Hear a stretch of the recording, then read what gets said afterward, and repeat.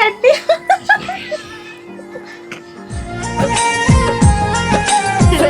ഞാൻ ആദ്യമായിട്ടാ ഇങ്ങനെ.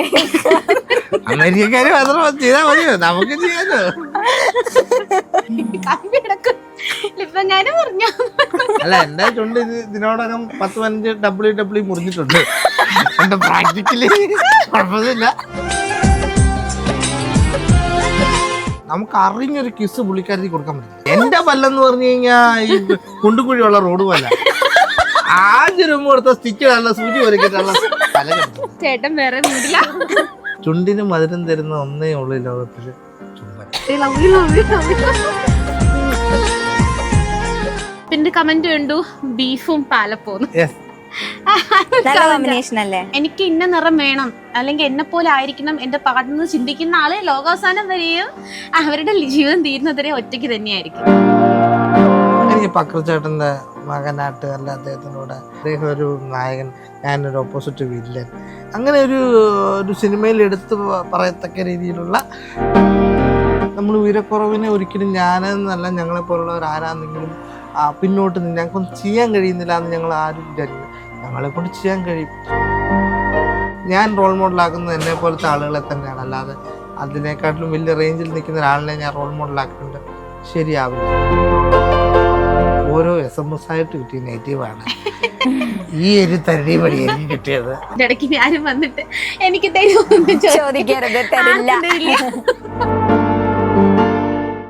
നമുക്ക് ഇവിടെ നിഖിലേട്ടനും വിഷ്ണുപ്രിയ ചേച്ചിയും കൂടിയിട്ട് ഒരു അടിപൊളി സെഗ്മെന്റ് ചെയ്തു തരാൻ പോവാണ്. നമ്മുടെ എല്ലാവരുടെയും എക്കാലത്തെയും പ്രിയപ്പെട്ട മൂവിയായ ചോക്ലേറ്റ് മൂവിയിൽ പൃഥ്വിരാജ് ചേട്ടനും നമ്മുടെ സ്വന്തം റോമ ചേച്ചിയും ഹിറ്റാക്കിയ ആ ഒരു ലാസ്റ്റ് സീനാണ് നമ്മളിവിടെ കാണാൻ പോകുന്നത്. എന്റെ സൗഹൃദത്തെ നീ പ്രണയം കണ്ടു, അത് നിന്റെ തെറ്റ്.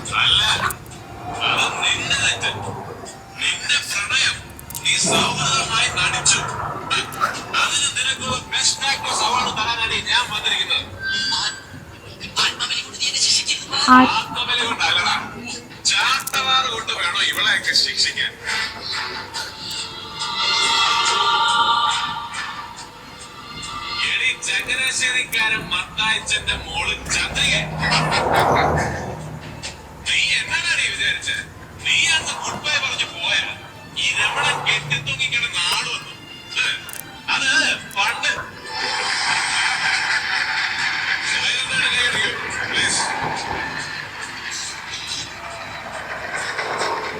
ഇപ്പൊ എന്റെ കഴുത്തൊരു കുരുക്ക് വീഴുന്നെങ്കിൽ അതിന്റെ മറ്റേ അറ്റത്ത് നീ ഉണ്ടാവും മോളെ.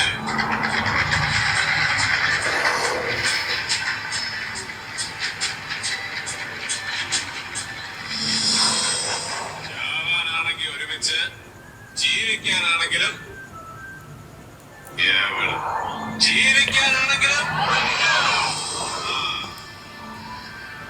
പറയടി ചന്ദ്രിക, നിനക്ക് ജീവിക്കണോ അതോ ചാകണം?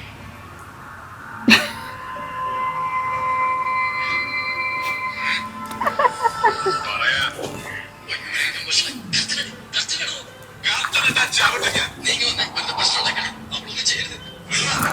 ഞാനൊന്നും ചെയ്യില്ല.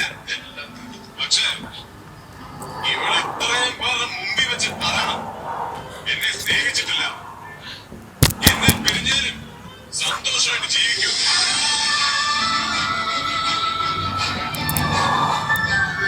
കഴിഞ്ഞിരിക്കും.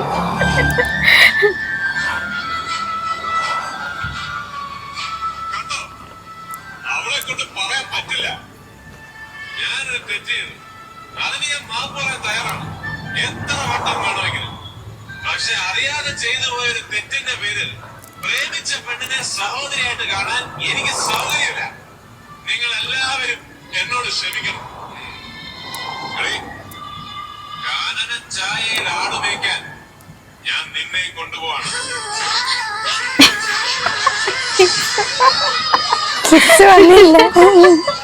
അത് കട്ടി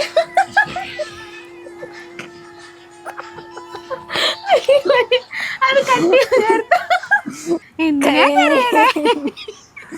മേക്കപ്പ് ഒക്കെ പോവേ. റീൽസ് കൊള്ളാം, പറ്റിട്ടായിരുന്നു. റീല് കൊള്ളായിരുന്നു. അടിപൊളിയായിരുന്നു, സെറ്റ് ആയിരുന്നു. ഫ്രഞ്ച് കിസ് ഞാൻ ആദ്യമായിട്ടാ ഇങ്ങനെ. അമേരിക്കക്കാര് മാത്രം ചെയ്താൽ മതിയോ, നമുക്ക് ചെയ്യാലോ. അതുകൊണ്ടാണ് കണ്ണ് നിറഞ്ഞു പോയത്. ചേട്ടൻ അത് അഭിനയിക്കല്ല, ജീവിച്ച് കാണിക്കുകയായിരുന്നു. നേരത്തെ 2-3 ടാസ്കുകൾ അങ്ങനെ ചെയ്തെങ്കിൽ പോലും ഇത് ഭയങ്കരമായിട്ട് അടിപൊളിയായിരുന്നു, ഒന്നും പറയാനില്ല.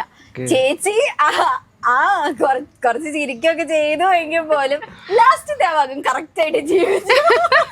അല്ല പിന്നെ അമേരിക്കക്കാര് മാത്രം ലിപ്ലോക്ക് ചെയ്താൽ മതിയോ? ശരിയാ, നമുക്കും ചെയ്യാമല്ലോ. ചെയ്യണം പിന്നെ പക്ഷെ ചെയ്യുന്ന ആള് പബ്ലിക്കില് എല്ലാരും അംഗീകരിക്കപ്പെടുന്ന ഒരാളായിരിക്കണം. ആയിരിക്കണമെന്നേ ഉള്ളൂ. ഓക്കെ, നമ്മള് ചാടിക്കേറി നമ്മള് കല്യാണം കഴിച്ച ഒരാള് പിന്നെ ഭാര്യ നോക്കിയിരിക്കാൻ മറ്റൊരാൾക്ക് കൊടുക്കാൻ പറ്റുന്ന സംഭവം അല്ലല്ലോ അത്. അല്ല, ആളും കൂടി ഓക്കെ ആയിരിക്കണം. അതെ അതെ അതെ. അങ്ങനെ പിന്നെ എന്താ ചുണ്ടിലേക്കൊക്കെ ഒരു നോട്ടം. അല്ല ഞാൻ അതല്ല സഡൻലി ഉള്ള ഒരു ഇതായതുകൊണ്ടേ കമ്പി കിടക്കും ഇപ്പൊ ഞാൻ പറഞ്ഞു. അല്ല എന്റെ ചുണ്ട് ഇതിനോടകം 10-15 WWE മുറിഞ്ഞിട്ടുണ്ട്. എന്റെ പ്രാക്ടിക്കലി കുഴപ്പമില്ല.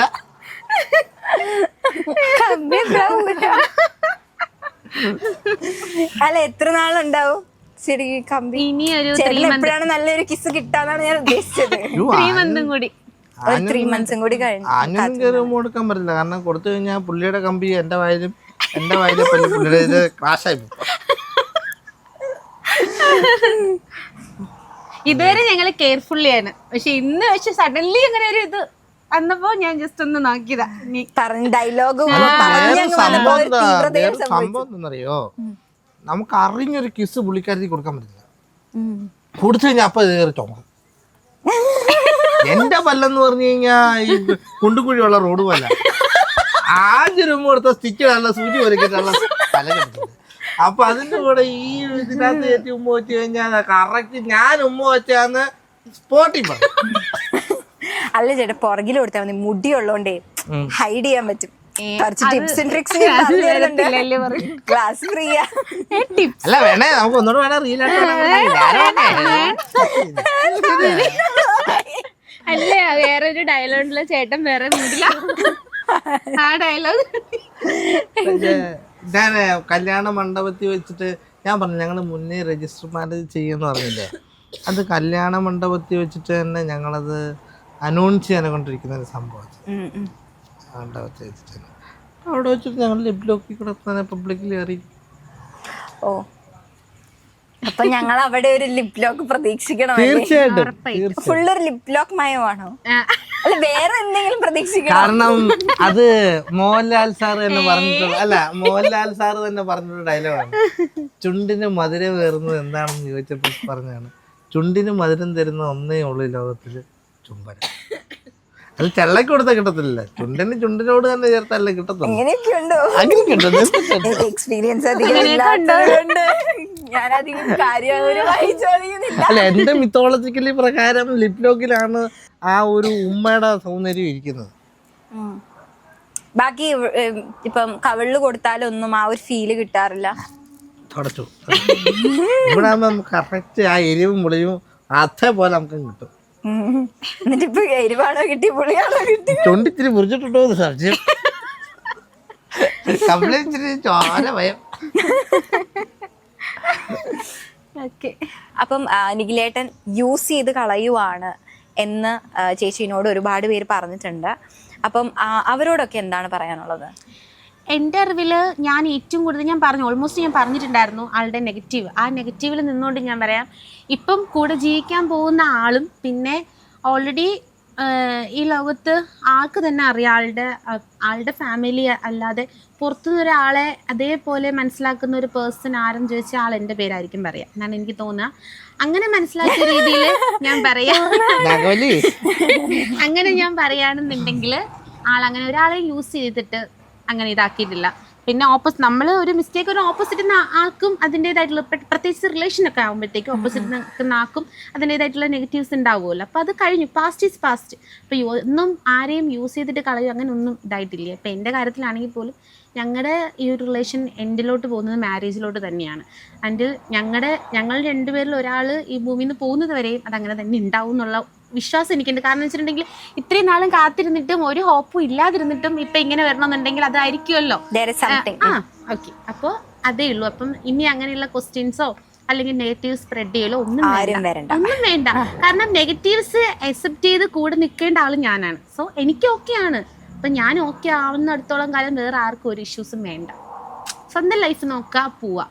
ഞങ്ങളെ ഇത്രയും ആളെ കുറേ നെഗറ്റീവ്സ് ആക്കി, ഇല്ലാത്ത കുറേ കാര്യങ്ങൾ ക്രിയേറ്റ് ചെയ്തു, അതൊക്കെ ആക്കി. ഓക്കെ, പിന്നെ തീർന്നു, മതി, ഇനി മതി. ഇനി ഇതിൽ കൂടുതലൊന്നും വേണ്ട. ഇനി പിന്നെ എന്താ ചോദിക്കുക, കറുപ്പ്. പിന്നെ കമന്റ് കണ്ടു ബീഫും പാലപ്പോന്ന്. കോമ്പിനേഷൻ അല്ലേ? ബീഫും പാലപ്പവും എന്താ ടേസ്റ്റ്. അതെ, എന്താ ആരും ബീഫും പാലപ്പവും കഴിക്കാണ്ടാണോ ഇരിക്കുന്നത്? ടേസ്റ്റ് കൂടുതലാണ് അല്ലേ? അപ്പോ അതുകൊണ്ട് അതാണെങ്കിലും കുഴപ്പമില്ല. അല്ല, അതിനകത്ത് ഒരു ചേച്ചി അത് കമന്റ് ചെയ്തോ, ബീഫിനും പാലപ്പത്തിനും എന്താ പ്രശ്നം, ഒരു ചേച്ചി ഒന്ന് പറയുകയും ചെയ്തു കമന്റില്. എല്ലാം നമ്മളിപ്പം ജനറേഷൻ നിൽക്കുന്നത് 80-ലോ 70-ലോ അല്ല. ഒരുപാട് കാര്യങ്ങൾ മാറിയില്ലേ? ചുമ്മാ നിറത്തിന്റെ പേരിലൊന്നും ഓരോ ആൾക്കാരെ വിലയിരുത്തേണ്ട ആവശ്യമൊന്നും ഇല്ലല്ലോ. കഴിഞ്ഞു. നമ്മള് നിറം, എനിക്ക് ഇന്ന നിറം വേണം, അല്ലെങ്കിൽ എന്നെ പോലെ ആയിരിക്കണം എന്റെ പാർട്ട്ണർ ചിന്തിക്കുന്ന ആള് ലോകാവസാനം വരെയും അവരുടെ ജീവിതം തീരുന്നവരെ ഒറ്റയ്ക്ക് തന്നെയായിരിക്കും. പാർട്ട്ണറെ കിട്ടില്ല അല്ലേ? അപ്പൊ പിന്നെ നമ്മളെ മനസ്സിലാക്കാൻ പറ്റിയ, നമ്മൾ എന്താണോ അതുപോലെ നമ്മളെ ഉൾക്കൊള്ളാൻ പറ്റിയ, നമ്മൾക്ക് പാർട്ട്ണർ വന്നതിന് ശേഷം ഞാൻ ഇങ്ങനെ മാറണം, അങ്ങനെ ആവണം, കുറെ കാര്യങ്ങൾ ആഡ് ചെയ്യണം, അതിൻ്റെ ഒന്നും ആവശ്യമില്ല. നമ്മൾ എന്താണോ അതായിട്ട് നിൽക്കുക. അങ്ങനെ നിൽക്കാൻ പറ്റുന്നുണ്ടെങ്കിൽ അതാണ് ഹാപ്പി ലൈഫ്. ആൾക്ക് അങ്ങനെ നിൽക്കാൻ പറ്റുന്നുണ്ടെന്ന് ആണ് എൻ്റെ ഒരു വിശ്വാസം. ഞാനും അങ്ങനെയാണ് നിൽക്കുക. അത് മതി, അത്രേ ഉള്ളൂ. ഈ നിറത്തിന്റെ പേരിലെല്ലാം മാറ്റി നിർത്തുന്ന ആൾക്കാരുണ്ടാവുമല്ലോ. അപ്പം ഭൂരിഭാഗം അവരുടെയൊക്കെ ലൈഫിൽ നമ്മൾ കണ്ടുവരുന്ന ഒരു കാര്യം എന്ന് പറഞ്ഞു കഴിഞ്ഞാൽ, അവർ മുടിയില്ല അല്ലെങ്കിൽ നിറം പോരാന്നെല്ലാം പറഞ്ഞ് മാറ്റി വെച്ച് ലാസ്റ്റ് പെണ്ണ് കിട്ടാതെ നിന്ന് പോകുന്ന ഒരു അവസ്ഥയാണ് അല്ലേ? ഇപ്പം നിങ്ങൾ പറയുന്നവരാണെങ്കിലും അങ്ങനെയുള്ളവരുണ്ടാവും. ഇനിയിപ്പോൾ ചേട്ടനിലേക്ക് വരികയാണെങ്കിൽ, ഒരു ഫിലിം ഫീൽഡിലേക്ക് വരുമ്പോൾ ആരുടെയൊക്കെ ഒപ്പം അഭിനയിക്കണം എന്നാണ് ആഗ്രഹം? എനിക്ക് ആസ് എ കലാകാരൻ എന്ന് വെച്ച് കഴിഞ്ഞാൽ, എനിക്ക് ഏത് കഥാപാത്രം ചെയ്താലും ഞാൻ എൻ്റെ ബോഡിയുടെ, അതായത് ഉയരക്കുറവ് എന്നുള്ളതല്ല, ഞാൻ അനായാസം ചെയ്യാൻ പറ്റും എന്നുള്ളൊരു കോൺഫിഡൻസ് എനിക്ക് ഉണ്ട്. അത് ആളിനും നന്നായിട്ട് അറിയാം. അപ്പോൾ പക്ഷേ എന്നാൽ അതിലുപരി ഞാൻ ലെജൻസിൻ്റെ ഒന്നും പേര് പറഞ്ഞ് ഞാൻ ഇതാവത്തില്ല. ഞാൻ എൻ്റെ ടോപ്പിൽ തന്നെ നിന്ന് ഞാൻ നിൽക്കുന്നുള്ളൂ. എനിക്ക് പക്രു ചേട്ടൻ്റെ മകനായിട്ട് അല്ല, അദ്ദേഹത്തിൻ്റെ ഒരു ഇഴുകി ചേർന്നിട്ടുള്ള ഒരു കഥാപാത്രമായിട്ട്. കാരണം എന്താ വെച്ചിട്ടുണ്ടെങ്കിൽ, ഞാൻ മനസ്സിലാക്കിയ സമയം തൊട്ട് പക്രു ചേട്ടൻ എന്ന് പറഞ്ഞു കഴിഞ്ഞാൽ പുള്ളിക്കൊരു അത്രയും എന്തോ ഒരു ഇതാ, എന്തോ വലിയൊരു സ്ഥാനമാണ് കൊടുക്കുന്നത്. അപ്പം ആളുടെ കൂടെ ഒരു സ്ക്രീനിൽ ഒരു 2 സെക്കൻഡ് നിൽക്കാൻ പറ്റിയ കൂടി, പിന്നെ അതാണ് ഏറ്റവും വലിയ ഹാപ്പിനെസ് എന്ന് പറയുന്നത്. അത്രയേ ഉള്ളൂ. ഞാൻ മനസ്സിലാക്കിയ സമയം തൊട്ട് അങ്ങനെയാണ്. പക്രു ചേട്ടൻ ആളുടെ ലൈഫിൽ, ഞങ്ങളുടെ മാരേജിൻ്റെ കാര്യം പറഞ്ഞപ്പോൾ പോലും പറഞ്ഞത് പക്രു ചേട്ടനാണ് ഇമ്പോർട്ടൻ്റ് കൂടുതൽ കൊടുക്കേണ്ടതെന്നാണ്. അത്രയും വാല്യൂ കൊടുക്കുന്ന ഒരാളാണ്. അപ്പോൾ ഞാനും ആഗ്രഹിക്കുന്ന അതാ, പക്രു ചേട്ടൻ്റെ കൂടെ ഒരു എന്തെങ്കിലും ഒരു റോള് അത് കിട്ടിക്കഴിഞ്ഞാൽ ഭയങ്കര സന്തോഷമായിരിക്കും. എനിക്ക് ചിലപ്പം അറിഞ്ഞാണ് അത്ഭുതീവന് സെക്കൻഡ് പാർട്ട്, അതിലെനിക്ക് വേഷം പ്രധാനമായിട്ടും ഉണ്ട്. ചിലപ്പോൾ അദ്ദേഹത്തിൻ്റെ കൂടെ ആയിരിക്കും. പക്ഷെ അങ്ങനെ ഒരു വേഷമായിട്ടല്ല ഞാൻ ഉദ്ദേശിക്കുന്നത്. മോസ്റ്റ്ലി അദ്ദേഹത്തിൻ്റെ മകൻ, അല്ലെങ്കിൽ അദ്ദേഹം ഒരു നായകൻ, ഞാനൊരു ഓപ്പോസിറ്റ് വില്ലൻ, അങ്ങനെ ഒരു സിനിമയിൽ എടുത്ത് പറയത്തക്ക രീതിയിലുള്ള ഒരു കഥാപാത്രമായിട്ട് തന്നെ അദ്ദേഹത്തിൻ്റെ കൂടെ ചെയ്യണം. കാരണം ഞാൻ എൻ്റെ റീലുകളിൽ ഞാൻ ഏറ്റവും കൂടുതൽ ഞാൻ ചെയ്യാൻ ഉദ്ദേശിക്കുന്നതെല്ലാം പുള്ളിയുടെ റീൽസുകൾ മാത്രമാണ്. അദ്ദേഹം കുഞ്ഞിക്കോന സിനിമയിലെ ഫീമെയിൽ കോസ്റ്റ്യൂം ഇട്ട് ചെയ്ത സാധനങ്ങൾ, പിന്നെ അത്ഭുതദ്വീപിൽ പുള്ളിക്കാരൻ അവസാനമായി പറഞ്ഞൊരു ഡയലോഗുണ്ട്. എനിക്കത് ഇവിടെ തന്നെ എനിക്ക് പറയാൻ ഒരു റീലായിട്ട് തന്നെ നല്ലൊരു സൂപ്പർ ഡയലോഗ്. ഒക്കെ എന്ന് വെച്ച് കഴിഞ്ഞാൽ അവസാനം പിന്നെ അതൊരു ഇൻ്റർവ്യൂവിൽ പക്രുച്ചേട്ടൻ പറഞ്ഞൊരു കാര്യമാണ്. വിനയൻ സാറിനോട് പറഞ്ഞു, പക്രുച്ചേട്ടൻ ഇങ്ങനെ പറഞ്ഞു, ഞങ്ങളുടെ ഈ ഒരു ഇത് വെച്ചിട്ട് ഈ സിനിമയിൽ ഞങ്ങൾക്ക് ജനങ്ങൾക്ക് കൊടുക്കാൻ പറ്റിയൊരു മെസ്സേജ് പോലെ ഒരു ഡയലോഗ് തരുമെന്ന് വെച്ചു. അങ്ങനെ അദ്ദേഹം ഒരു ഇമാജിനേഷൻ സ്റ്റൈലിൽ സ്ക്രിപ്റ്റഡ് അല്ലാതെ ഒരു ഡയലോഗ് ഉണ്ട്. ആ ഡയലോഗ് ഇതായിരുന്നു, ഞങ്ങൾ ഒക്കെ ആദ്യം വിചാരിച്ചിരുന്നത് ദൈവത്തിൻ്റെ കയ്യിലെ പൂർണ്ണതയില്ലാത്ത രൂപങ്ങളെന്നായിരുന്നു. പക്ഷെ ഇപ്പം മനസ്സിൽ ഒരു സൂര്യൻ ഉദിച്ചിട്ടുണ്ട്. ആരുടെ മുമ്പിലും തോക്കാൻ പറ്റാത്തൊരു വലിയ മനസ്സിൻ്റെ ഉടമയാണ് ഞങ്ങളെന്ന് പറഞ്ഞൊരു ഡയലോഗാണ്. അത് ശരിക്കും പറഞ്ഞു കഴിഞ്ഞാൽ ഞങ്ങളുടെ പലരുടെയും ലൈഫിൽ ആവർത്തനമായിട്ട് വന്നത്. പല കാര്യങ്ങളും ഞങ്ങൾക്ക് ചെയ്യാൻ സാധിക്കും. ഉയരത്തിൽ മാത്രമേ ഞങ്ങൾക്ക് കുറവുള്ളൂ. ഞങ്ങളുടെ കഴിവിൻ്റെ കാര്യത്തിൽ മറ്റുള്ളവരോടൊപ്പം തന്നെ ഞാൻ പോലും ആ ഒരു ആക്ടർ എന്നതിലുപരി ഞാനൊരു നാഷണൽ പവർ ലിഫ്റ്റിംഗ് ചാമ്പ്യനാണ് ഞാൻ. 2 വട്ടം മിസ്റ്റർ കല ടൈറ്റിൽ വിന്നറാണ് ഞാൻ. അങ്ങനെ ഞാൻ പറഞ്ഞില്ല. അപ്പം നമ്മൾ ഉയരക്കുറവിനെ ഒരിക്കലും ഞാനെന്നല്ല ഞങ്ങളെപ്പോലുള്ളവർ ആരാണെന്നെങ്കിലും പിന്നോട്ട് നിന്ന് ഞങ്ങൾക്കൊന്നും ചെയ്യാൻ കഴിയുന്നില്ല എന്ന് ഞങ്ങൾ ആരും വിചാരിക്കുന്നത്. ഞങ്ങളെക്കൊണ്ട് ചെയ്യാൻ കഴിയും. അപ്പോൾ അതിനൊക്കെ ഉള്ളൊരു റോൾ മോഡൽ ഉണ്ടാക്കി തന്നത് എന്നെ സംബന്ധിച്ച് ഫക്രുച്ചേട്ടനും അദ്ദേഹം ചെയ്തു തന്ന വേഷങ്ങളും അതിലുപരി അങ്ങനെയൊക്കെ ഞങ്ങളെ ആ ചലച്ചിത്ര മേഖലയിലോട്ട് കൊണ്ടുവന്ന വിനയൻ സാറൊക്കെയാണ്. പക്ഷേ മോസ്റ്റ്ലി എനിക്ക് റോൾ മോഡലാക്കാൻ പറ്റിയ കഥാപാത്രങ്ങളിൽ അല്ല വ്യക്തികളിൽ ഒരാളാണ് ഫക്രുച്ചേട്ടനും വിജയകൃഷ്ണൻ ചേട്ടനും. പിന്നെ എൻ്റെ ഏറ്റവും എൻ്റെ ഇമ്പോർട്ടൻ്റ് എൻ്റെ സുഹൃത്ത് എൻ്റെ കളിക്കൂട്ടുകാരൻ സൂരജ്. കാരണം സൂരജ് ഞങ്ങൾ 2 സെയിം ഏജാണ്.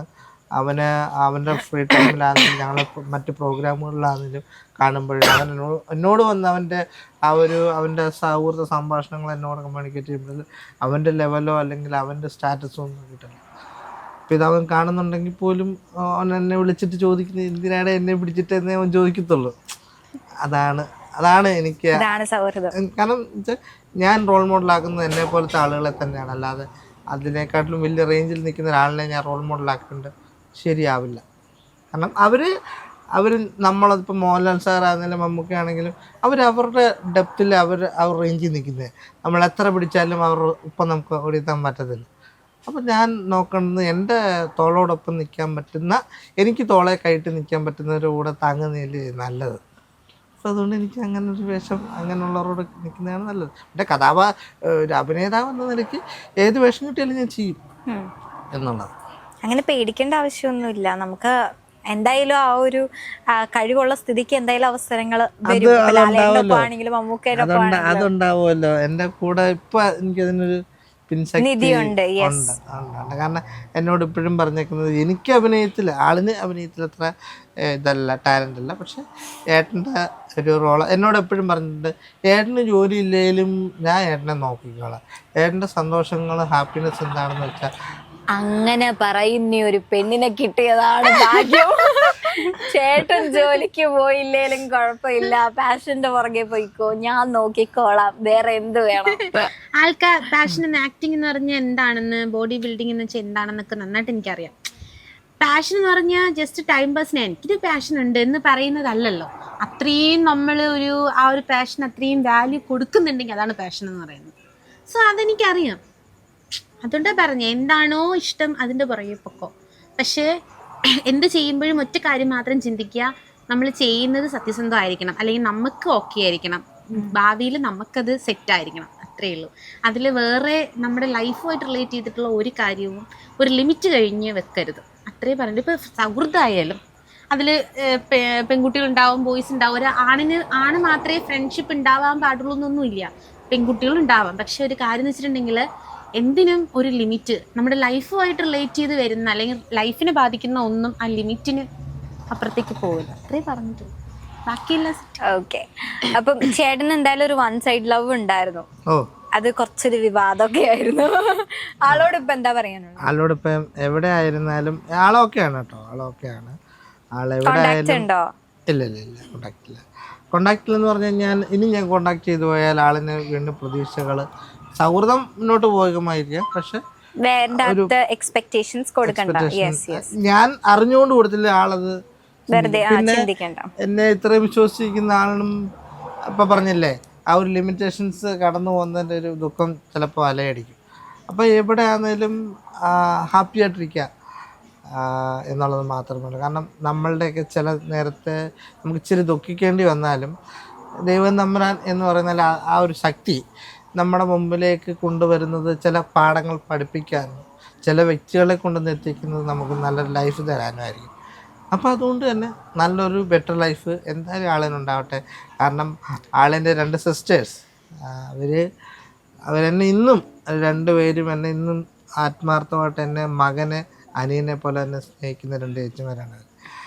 അവരോടാണെങ്കിലും ഞാൻ ലാസ്റ്റ് ടൈമിൽ ഞാൻ പറഞ്ഞതും അത് തന്നെയാണ്. അപ്പോൾ അവർ പറഞ്ഞു മിസ് യു മോനെ എന്ന് പറഞ്ഞു. പക്ഷേ ഞങ്ങൾക്കൊന്നും ചെയ്യാൻ പറ്റത്തില്ലെന്ന് പറഞ്ഞു. ഞങ്ങളോട് പോലും ഒരു വാക്ക് പറയുന്നില്ല. പറയാത്ത സ്ഥിതിക്ക് ഞങ്ങൾക്കൊന്നും നിന്നോട് പറയാനും പറ്റുന്നില്ല. പക്ഷെ നിൻ്റെ ലൈഫിൽ നിനക്ക് നല്ലൊരു ആളിനെ കണ്ടപ്പോഴേ എന്നോട് പറഞ്ഞു, നല്ല കുട്ടിയാണ്, നിന്നെ പൊന്നു പോലെ നോക്കും, 3 വർഷം നിന്നെ കാത്തിരിക്കുക എന്ന് പറഞ്ഞു കഴിഞ്ഞാൽ അതൊരു ചെറിയ കാര്യമല്ല എന്നുള്ളത് അവർ എന്നോട് പറഞ്ഞു കഴിഞ്ഞു.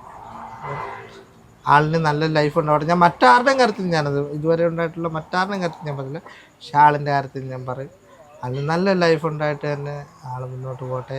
പിന്നെ അതിലുപരി ഇത് പറയുമ്പോൾ ചിലപ്പോൾ എന്നെ ഇരിക്കും കേട്ടോ, എന്നെ ഇത്രത്തോളം നെഗറ്റീവ് പറഞ്ഞ അവരോട് ഒരേ ഒരു നന്ദി.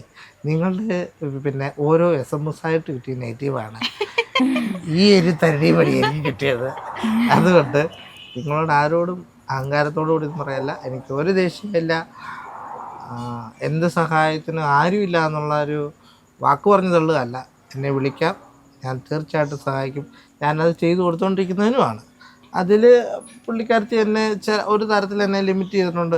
എന്തിനാണ് അവർ ഇത്രയൊക്കെ ചെയ്തിട്ട് വീണ്ടും വീണ്ടും എന്തിനാണ് അങ്ങനെ പോകുന്നതെന്ന് അല്ലേ എന്നോട് സ്വാഭാവികമായിട്ട് എല്ലാവരും ചോദിക്കുന്ന കാരണം ആളിപ്പോൾ ചിന്തിക്കുന്ന ഒരു ഇതെന്ന് പറഞ്ഞാൽ ഞാൻ എപ്പോഴും ഹാപ്പി ആയിട്ട് തന്നെ ഇരിക്കുക, ഇനി ഒരു ചതി കുഴിയിലേക്ക് പോവാതിരിക്കുക, ആളുകളെ പിന്നെ ഒറ്റ കണ്ണുകൊണ്ട് കാണാതെ 2 കണ്ണുകൊണ്ട് തന്നെ കണ്ട് മനസ്സിലാക്കാൻ ശ്രമിക്കുക എന്നുള്ള ഇതാണ് ആൾ ചിന്തിക്കുന്നത്. പക്ഷെ എനിക്ക് ഞാനൊരു പരിധിയിൽ കൂടുതൽ ഞാനത് മനസ്സിലാക്കുന്നുണ്ട്.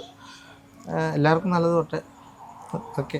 പിന്നെ ഇങ്ങനൊരു വേദിയിൽ ഞാൻ പറഞ്ഞ എന്നെ സംബന്ധിച്ചൊരു ഇൻ്റർവ്യൂ എന്ന് പറഞ്ഞു കഴിഞ്ഞാൽ ഇപ്പം ഞാനൊരു കല്യാണം കഴിക്കാൻ പോകുന്ന കാര്യത്തെക്കുറിച്ച് ആളിൻ്റെ ഫോട്ടോ അടക്കം ഞാൻ Amrita TV comedy masters skit ചെയ്യുന്ന ആളാണ് ഞാൻ. മുമ്പ് പറഞ്ഞ നീലിമ എന്ന് പറഞ്ഞ ചേച്ചിയില്ല, ഞങ്ങൾ രണ്ടുപേരാണ് സ്ക്രിപ്റ്റ് എഴുതി ഞങ്ങൾ അമൃതയിൽ സ്കിറ്റ് ചെയ്യുന്നത്. അപ്പം അവിടെ ഞാൻ അതിൻ്റെ ഡയറക്ടർ അനൂപ് സാറിനോടും ശ്വേത മാമിനോടും ഞാൻ പറഞ്ഞു കഴിഞ്ഞു ഇതുപോലെ കല്യാണത്തിൻ്റെ കാര്യം ഇഷ്ടത്തിലാണ്, 3 വർഷത്തെ പ്രണയമാണ് എന്ന് പറഞ്ഞു. അപ്പം അവരും പറഞ്ഞ് തീർച്ചയായിട്ടും നമുക്കൊരു എപ്പിസോഡിനുള്ള വകയുണ്ട്. പക്ഷെ അവിടെ പോലും നമുക്ക് ഇത്രയും മനസ്സുറക്കാൻ കഴിയത്തില്ല. ആ ഒരു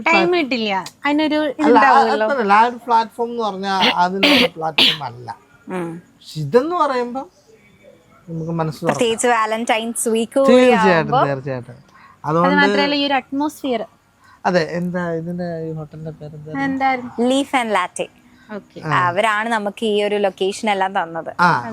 നമ്മള് പൊതുവെ കണ്ടിട്ടുള്ള ഇന്റർവ്യൂസ് ഞാൻ വന്നിട്ട് ഓൺലൈൻ ഇൻസ്റ്റയൊക്കെ ഞാൻ നന്നായിട്ട് യൂസ് ചെയ്യും. പക്ഷെ ഇന്റർവ്യൂസ് ഒന്നും അങ്ങനെ ഭയങ്കര വിവാദത്തിൽ വരുന്ന ഇന്റർവ്യൂസ് അല്ലാണ്ട് അങ്ങനെ ഞാൻ ഇന്റർവ്യൂസ് ഒന്നും അങ്ങനെ കാണാറില്ല. അപ്പോ കൂടുതലും കണ്ടിട്ടുള്ളത് നമ്മുടെ റൂം സെറ്റപ്പ്. അതെ അതെ. പക്ഷെ ഫസ്റ്റ് ടൈം ആണ് ഇത്രയും ഒരു ഭയങ്കരമായിട്ട് എന്താ പറയാ ഭയങ്കര ഒരു കാരണം ഇവിടെ നമ്മളിവിടെ ചെയ്യുമ്പോഴേ ഒരു ഡെയിലി ചെയ്യുന്ന ഒരു ഫീല് വരുന്നുണ്ട്. കാരണം കമ്മ്യൂണിക്കേറ്റ് ചെയ്യുമ്പോൾ നമുക്ക് തീർച്ചയായും ആ ഒരു കൂളിംഗ് ആ ഒരു സംഭവം നല്ല രീതിയിൽ വരുന്നുണ്ട്. സ്റ്റാഫ് ആണെങ്കിലും ഭയങ്കര ഫുഡിന്റെ അതിൽ നമ്മളോട് സെർവ് ചെയ്യുന്ന അവരുടെ ഒരു പ്രസന്റേഷൻ സ്റ്റൈൽ ആണെങ്കിലും എല്ലാം വളരെ ഹാപ്പിയാണ്, അടിപൊളിയാണ്. അതെ അതെ തീർച്ചയായിട്ടും. പിന്നെ ഇവിടെ വന്നപ്പം ഞങ്ങൾക്ക് നമ്മൾ എന്തായിരുന്നു കഴിച്ചത്? സാൻഡ്വിച്ച് വന്ന് അവിടെ വെച്ചപ്പോൾ ഞാൻ എടുക്കാൻ വന്നപ്പോൾ തുടരുതെന്ന് പറഞ്ഞു. എന്താന്ന് പറഞ്ഞ് അതിനുള്ള സാധനങ്ങൾ പറഞ്ഞത് പുള്ളിക്കാരത്തി മറ്റേ എന്തോ അതിന് പറയുന്നത് എന്തൊക്കെ കത്തിയും കടാരയൊക്കെ എടുത്തിട്ടുണ്ട്. പറഞ്ഞ് നമ്മൾ ഡീസൻ്റായിട്ട് കഴിക്കണം. പുള്ളിക്കാരത്തി കുത്തുന്നു, മുറിക്കുന്നു, കഴിക്കുന്നു. ഞാൻ എന്നെ കൊണ്ട് പറ്റുന്ന രീതിയിൽ ഞാൻ തച്ചുകൂടിയൊക്കെ ചെയ്ത് ഞാനും കഴിച്ചു. അപ്പൊ അവരുടെ സ്റ്റാൻഡേർഡും ക്വാളിറ്റിയും ഒക്കെ എനിക്ക് അതിൽ നിന്ന് മനസ്സിലായതാണ് ഞാൻ അത്രയും ഡീറ്റെയിൽ ചെയ്തത്.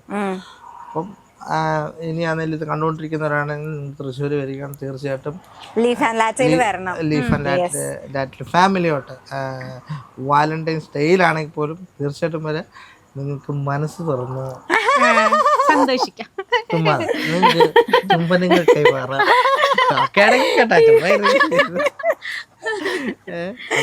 എന്തോ ചുംബനം കൈമാറി മതിയായില്ലെന്ന് തോന്നുന്നു. അപ്പം നിങ്ങൾക്ക് നിങ്ങളുടെ ഇഷ്ടം പങ്കുവെക്കാം. ഈ വൃക്ഷങ്ങളെല്ലാം അതിനൊരു സാക്ഷികളാകും. അത് മാത്രല്ല, ആർക്കെങ്കിലും ഇതേപോലെ ഉള്ളിൽ ഹൈഡ് ചെയ്ത് വെച്ചിട്ടുള്ള ലവ് ഉണ്ടെങ്കിൽ എന്താ പറയാ ഇതുപോലുള്ള അറ്റ്മോസ്ഫിയറിൽ തുറന്നു പറയാനായിട്ട് ഒരു ഭയങ്കര ഒന്നുകൂടി തുറന്നു പറയണോ? ഒന്നെന്നെ കെട്ടിപ്പിടിച്ച് ഐ ലവ് യു എന്നൊന്നും പറയണം. അത് പറഞ്ഞിട്ടില്ല കേട്ടോ, ഐ ലവ് യു ഒന്നും പറഞ്ഞിട്ടില്ല. അത് പറയാലോ, ഇപ്പൊ പറയാലോ. എന്തായാലും ഇങ്ങനെ ഒരു അറ്റ്മോസ്ഫിയർ വേറെ കിട്ടില്ല എന്ന് ചേച്ചി തന്നെ പറഞ്ഞു. അപ്പൊ എന്നോട് പറ ഐ ലവ് യു പറയണോ? I love you. അത് വരുന്നില്ല, ഉമ്മ ഉമ്മ വന്ന് കെട്ടിപ്പിടിച്ച I love you.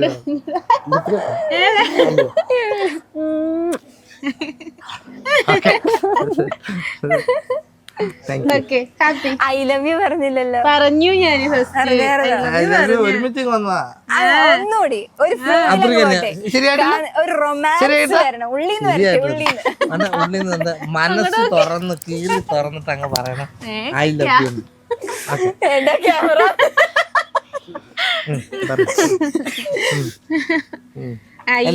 എന്തെങ്കിലും പറയണ്ടായിരുന്നു മുമ്പില്? അങ്ങനെയൊന്നും പറയാനില്ല. എന്താ എനിക്കൊരു കാര്യം പറയാനുള്ളൂ. പിന്നെ നേരത്തെ പറഞ്ഞത് തന്നെയാ, പ്രണയമായാലും കുടുംബജീവിതം ആയാലും അതിന്റെ സന്തോഷം എപ്പോഴും സന്തോഷം ഒന്നും ഉണ്ടാവില്ല, സങ്കടവും എല്ലാം ഉണ്ടാവും. പക്ഷെ എന്താ പറയാ, എന്നെ വിട്ടിട്ട് പോവാണ്ടിരുന്നാ മതി. കാരണം കാരണം എന്താന്നറിയോ, ഞാന് എന്റെ ലൈഫിൽ എന്റെ അപ്പ പോയതിനു ശേഷം ഫുള്ള് ഞാൻ സ്റ്റിൽ എലോൺ ആയിരുന്നു. പിന്നെ ഒരു ഹോപ്പ് എന്ന് പറഞ്ഞാൽ എനിക്ക് ഏട്ടൻ മാത്രമായിരുന്നു. കിട്ടോ ഇല്ല എന്നുള്ളൊരു പ്രതീക്ഷ ഇല്ലെങ്കിൽ പോലും എനിക്ക് ഫുൾ ആളായിരുന്നു. അപ്പൊ ഇനി എനിക്ക് മാത്രമാണ്, ഇതിന്റെ ഇടയ്ക്ക് ആരും വന്നിട്ട് എനിക്ക് തരുമോന്ന് ചോദിക്കരുത്, തരില്ല. അപ്പൊ എന്താ എഴുതി ഒട്ടിച്ചു ആണ്. അപ്പോ എന്താ ഇനി ഞങ്ങളുടെ ലൈഫിൽ നെഗറ്റീവ് പറഞ്ഞിട്ട് ആരും വരണ്ട. ഞങ്ങൾക്ക് വേണ്ടി സപ്പോർട്ട് ചെയ്തില്ലെങ്കിലും പ്രാർത്ഥിച്ചില്ലെങ്കിലും കുഴപ്പമൊന്നുമില്ല. അപ്പൊ ഇനി അങ്ങോട്ടുള്ള ലൈഫിൽ എന്റെ കൂടെ തന്നെ ഉണ്ടാവും, എനിക്കറിയാം. അപ്പൊ ഉണ്ടാവണം. ഒരു എന്ത് സിറ്റുവേഷൻ വന്നാലും ഇട്ടിട്ട് പോകാണ്ടിരുന്നാ മതി. കാരണം എന്ന് വെച്ചാൽ ഇട്ടിട്ട് പോയിട്ടുണ്ടെങ്കിൽ എന്റെ മെന്റൽ സ്റ്റേജ് തന്നെ വേറെ ലെവലിലേക്ക് പോകും. അപ്പൊ എന്താ പറയാ, എനിക്ക് അത്രയ്ക്ക് ഇഷ്ടമാണ്. അപ്പോ എന്താ ഇത്രയും നല്ലൊരു പ്രണയം എന്ന് പറഞ്ഞിട്ടുണ്ടെങ്കിൽ ഞാൻ വിചാരിച്ചെന്താണെന്നറിയോ, ഞാൻ ഡിസബിലിറ്റി പേഴ്സൺ ആയതുകൊണ്ട് എന്നെ അക്സെപ്റ്റ് ചെയ്യുന്ന പേഴ്സൺ വന്നിട്ട് പിന്നെ ആരും അക്സെപ്റ്റ് ചെയ്യൂല എന്നുള്ളൊരു ഇത്. അതായത് അക്സെപ്റ്റ് ചെയ്താലും അത്രയ്ക്ക് ഞാൻ ഉദ്ദേശിക്കുന്ന ഒരു ഫീലിങ്സോട് പ്രണയം എനിക്ക് കിട്ടില്ല.